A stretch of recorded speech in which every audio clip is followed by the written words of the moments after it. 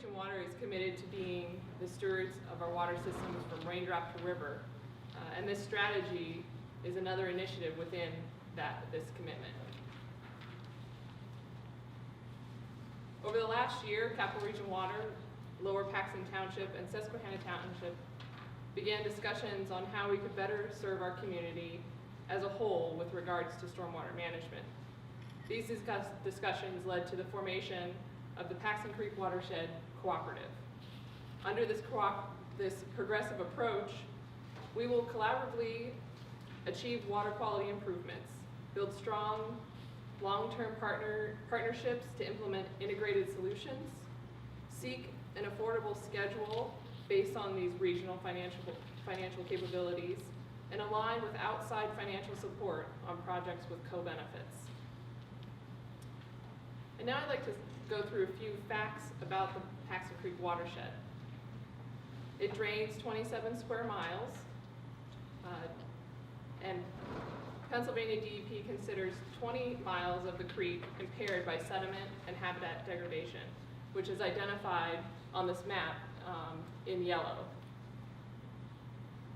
And lastly, over 85% of that sediment that contributes to this load is from in-stream erosion.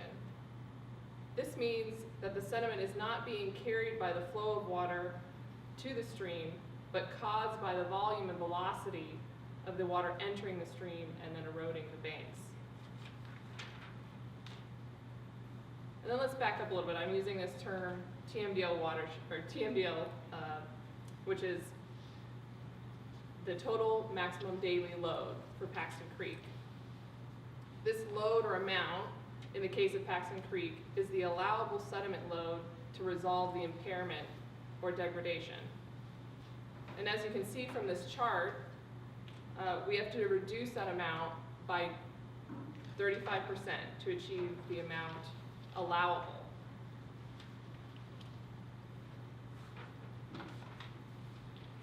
And now let's look at sort of the breakdown of the watershed. Harrisburg and Capital Region Water service area, Lower Paxton Township, and Susquehanna Township make up 98%.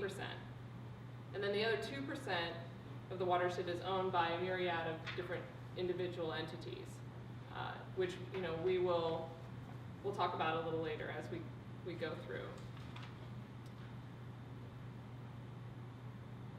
So how are we going to address this in our TMDL strategy? How are we going to address these facts? The process is twofold with DEP. We have the strategy that we put out for public comment, and we plan to submit by the end of the year. And then the second phase, which over the course of 2016 to September of 2017, we're going to dial down into the details and produce, they call it a design details plan. It might also be an implementation plan. It'll take on how we're going to actually get these reductions in sediment. And then so we were thinking about this, and the cooperative proposed and DEP agreed that a single TMDL strategy for the entire watershed would satisfy the permit requirements. And so I want to step back and note a little bit more about that. This is actually another progressive part of our strategy relating to that remaining 2%.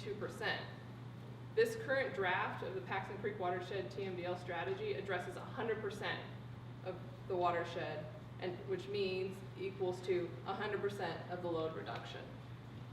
And I'll keep touching on that, what that means. That means there's these other entities we need to work with. Currently, we've got Lower Paxton, Susquehanna Township, and ourselves on board, and we want to bring everyone else that's part of that remaining 2% on board and work together holistically.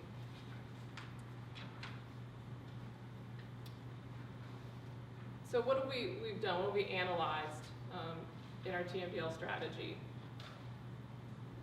We created the map shed model of Paxton Creek, matching the 2008 TMDL existing loads. And from that, we added in 7 projects, since 2008, since that model, which has shown that we have, that reduces our yearly load by 57.9%. And then with these projects and the remaining load that we need to reduce, we have 904.6 tons per year of sediment load reduction that is required to achieve this TMDL. I'm sorry, back on the second point back there, what's an example of one of those 7 projects? Like in an existing development, they may have put in, since 2008, they may have put in a stormwater detention basin.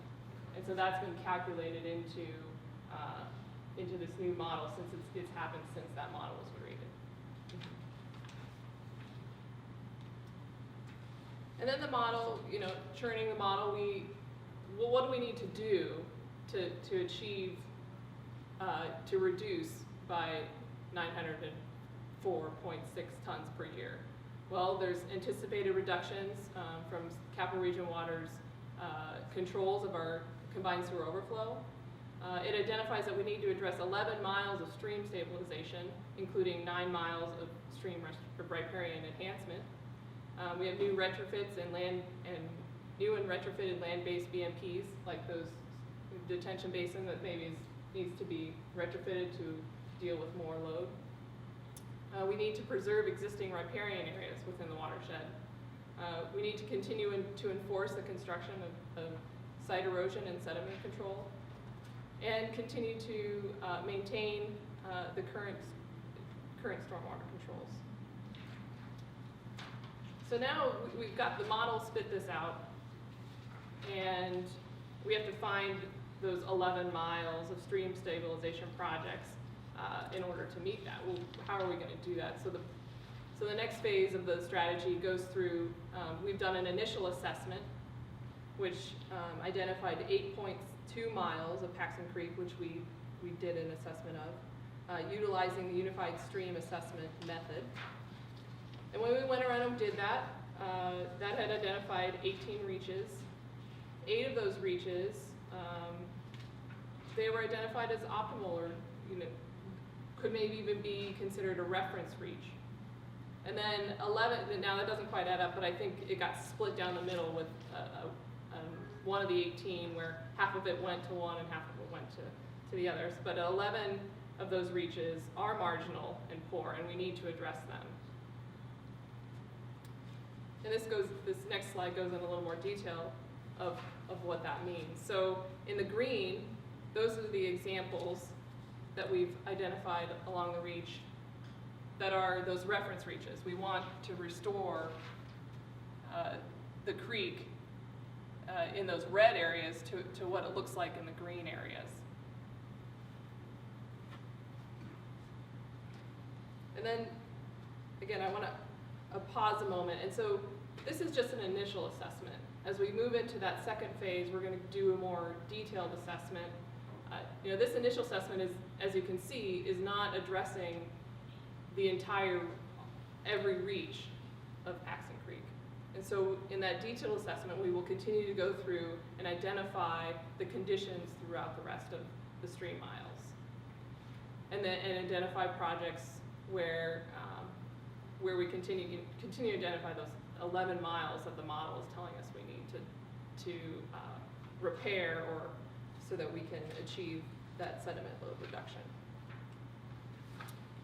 So initially, in this TMDL strategy, we've identified 18 potential early action projects.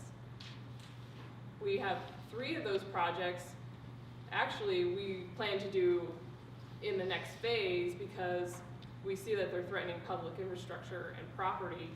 And then we'll also use those 3 projects as a good case study as we're developing the whole process. There's a lot that goes into working with 3 municipalities and figuring out how that whole process, how this whole cooperative is going to work out. And these 3 projects will help us do so. And that way our implementation strategy will hopefully mean it'll be more successful because we'll have some test case as we go through. And then there are also other early action projects on Capital Region Water's combined sewer system that we're addressing immediately with the issues we have under the consent decree and that system. And that will also help with the TMDL. And then here are just these are a few strategies we hope to implement, options that we can use in those areas that are currently identified as red. We can do bioengineered bank stabilization, floodplain reconnection, naturalizing the drainage channels, protecting outfalls. That's a really, outlets, that's a really important piece because that helps to dissipate that velocity that causes so much intense erosion.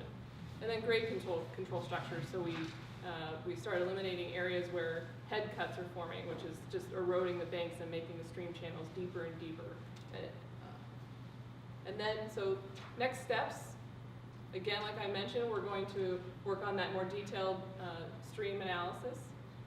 We're going to develop and apply a hydraulic model, which we've identified. The model itself, it doesn't necessarily address for that velocity and volume issue. And so to really do an appropriate analysis, we have to understand where these flows are coming from, detailed out within the watershed, and understand where the true erosion issues are. And then we need to prepare and prioritize concept designs. And then also define implementation strategies, which, the big piece in that is going back to that, remaining 2%. We've got different entities that we need to seek out and build partnerships with them. PAC, Dauphin County, even the Commonwealth and PennDOT, and understand how we can all address the issues as a watershed-wide approach. And then other partners like the Paxton Creek Watershed and Education Association, Manatee Conservancies, and other larger conservancy organizations to help with this approach and partner and create integrated, affordable stormwater strategies. So, with that, we want your feedback. This presentation and the PowerPoint will be posted on our website by Friday. We also have the full strategy on our website, and you can provide comment on there. And if you need, a hard copy of the strategy is available at Capital Region Water, Lower Paxton Township, and Susquehanna Township, if that's what you prefer. And then now I open it up to comments and questions. And then lastly, there'll be future board considerations, budgets, long-term support as we develop more into